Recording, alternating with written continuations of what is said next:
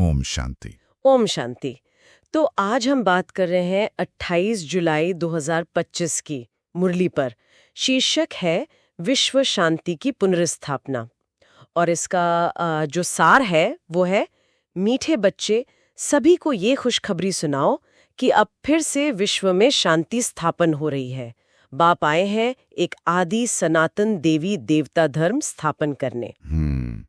तो आज हम इसी स्रोत से समझने की कोशिश करेंगे कि ये जो व्यक्तिगत साधना है और जो दुनिया की शांति है, इनमें क्या कनेक्शन बताया गया है। बिल्कुल। और ये स्रोत ना समय को एक साइकिल की तरह देखता है। मतलब शांति पहले थी, फिर खो गई, और अब बाप यानी परमात्मा उसे फिर से लाने आए हैं। अच्छा, हाँ। और ये सिर्फ कोई अच्छी सोच नहीं है, बल्कि एक पूरी प्रक्रिया बताई गई है। और इस प्रोसेस के सेंटर में एक सवाल है, तुम बच्चों को बार बार याद में रहने का इशारा क्यों दिया जाता है? हाँ, ये सवाल तो है। और जवाब भी वहीं दिया है ना? हाँ बिल्कुल, जवाब है क्योंकि एवर हेल्दी और सदा पावन बनने के लिए है। याद इसलिए जब भी टाइम मिले याद में रहो। याद से ही विश्व के मालिक बन जाएंगे। ये याद शब्द ये बार बार आ रहा है, इसका ठीक ठीक मतलब क्या है यहाँ? और ये एवर हेल्दी मतलब हमेशा स्वस्थ, और सदा पावन हमेशा पवित्र, ये कैसे होता है याद से? देखिए, याद का मतलब है परमात्मा का, मतलब उनके गुणों का, उनके शांत और पवित्र स्वरूप का लगातार चिंतन, ध्यान। और स्रोत कहता है कि इससे एवर हेल्दी बनते हैं। शायद इसलिए क्योंकि परमात्मा तो शांति और पवित्रता के सागर हैं, है ना?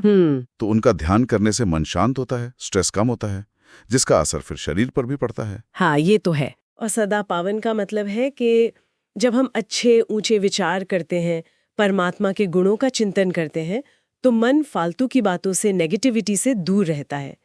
तो धीरे धीरे आत्मा अपनी असली पवित्रता में लौटती है। एक तरह की मेंटल और स्पिरिचुअल क्लीनिंग कह सकते हैं इसे। अच्छा, तो ये सिर्फ कोई मेंटल एक्सरसाइज नहीं है, बल्कि हेल्थ और प्योरिटी से जुड़ा है। ठीक है, लेकिन फिर ये कहा गया है कि याद से ही विश्व के मालिक बन जाएंगे। ये तो सुनने में बहुत बड़ी बात लगती है। क्या मतलब है इसका? कोई दुनिया पर राज करने की बात है? नहीं नहीं, मुझे लगता है यहाँ विश्व के मालिक बनने का मतलब वो दुनियावी राजपाट नहीं है। अच्छा। हाँ, बल्कि इसका मतलब है सेल्फ कंट्रोल, अपनी इंद्रियों पर, अपने मन पर काबू पाना। एक ऐसी अंदरूनी स्थिरता जहां बाहर कुछ भी चल रहा हो, आप अंदर से शांत और शक्तिशाली रहें। और जब कोई व्यक्ति अंदर से इतना स्टेबल और पीसफुल हो जाता है ना, तो उसका असर अपने आप आसपास पड़ता है, दुनिया पर पड़ता है। तो ये जो अंदरूनी कंट्रोल है, शायद वही विश्व शांति की चाबी बताई गई है। समझ गया, समझ गया।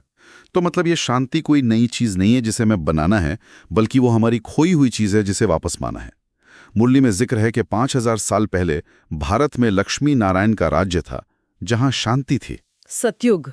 हाँ बिल्कुल, स्वर्ण युग।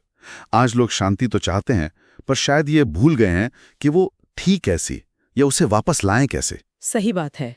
और यहीं पर बाप, जिन्हें रुद्र शिव भी कहा गया है, उनका रोल आता है। स्रोत बताता है कि उन्होंने शांति लाने के लिए एक ज्ञान यज्ञ रचा है। ज्ञान यज्ञ? हाँ, इसे आप ऐसे समझें कि जैसे एक आध्यात्मिक अग्नि है, जिसमें हम अपने पुराने गलत संस्कार, आदतें, नेगेटिव विचार, इन सब की आहुति देते हैं। अच्छा। ताकि अंदर ज्ञान का, दिव्यता का प्रकाश हो। ये कोई बाहर का कर्मकांड नहीं है, बल्कि अंदर चलने वाली सफाई और बदलाव की प्रक्रिया है। लगातार चलने वाली। ये ज्ञान यज्ञ और याद, ये तो काफी पर्सनल लेवल के एफर्ट्स लगते हैं ना?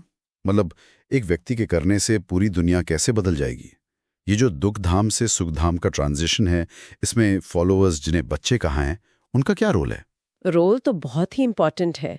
देखिए, व्यक्तिगत शांति, स्वभाव में मिठास और लगातार पुरुषार्थ, मतलब एक कॉन्शियस स्पिरिचुअल एफर्ट, ये बहुत जरूरी है।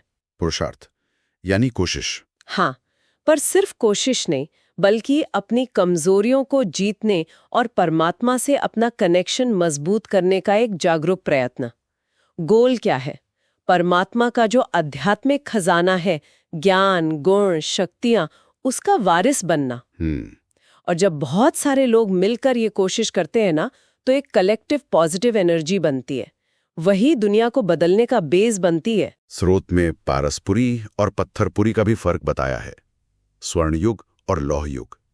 पारस मतलब जो लोहे को सोना बना दे, और पत्थर मतलब जिसकी कोई वैल्यू नहीं। तो ये बदलाव याद और पुरुषार्थ से ही आएगा। लेकिन क्या ये रास्ता आसान है? नहीं, आसान बिल्कुल नहीं है। इसीलिए अलबेलेपन मतलब लापरवाही, सुस्ती, इससे बचने पर बहुत जोर दिया गया है। अच्छा। स्रोत कहता है कि याद में मेहनत करनी होगी, यहाँ तक कि ये भी कहा है कि अपनी प्रोग्रेस देखो, ट्रैक करो, उसके लिए चार्ट बनाओ। चार्ट? अपनी स्पिरिचुअल ग्रोथ का? हाँ बिल्कुल, क्योंकि अगर कोशिश में कमी रही, अलबेलापन रहा, तो उसका नतीजा सजा यानी दुख और प्राप्ति में कमी हो सकता है। जबकि लगातार पुरुषार्थ से ही वो शांति और खुशी की पक्की विरासत मिलेगी।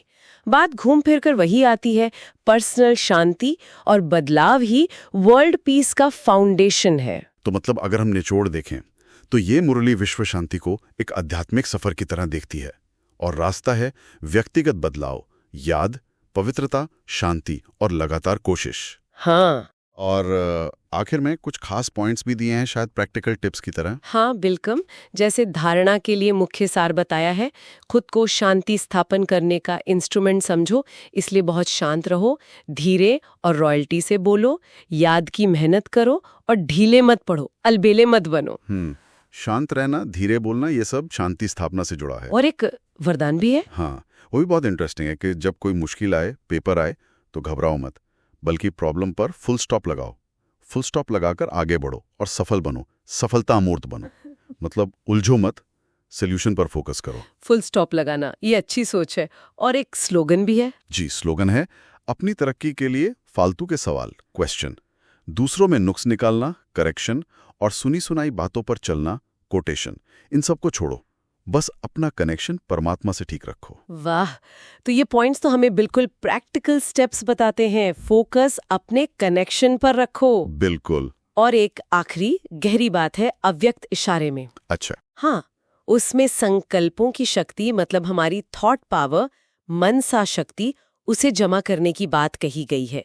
बताया है कि अंत समय में जब बदलाव तेजी से होगा, तब खुद की सेफ्टी के लिए और दूसरों की निस्वार्थ सेवा के लिए यही जमा की हुई शुद्ध और शक्तिशाली विचारों की शक्ति काम आएगी। ये हमारा मेन टूल होगी। इसीलिए इसे अभी से जमा करना, इकट्ठा करना बहुत जरूरी है। संकल्पों की शक्ति जमा करना, ये एक गहरा विचार है सोचने के लिए। ओम शांति। ओम शांति।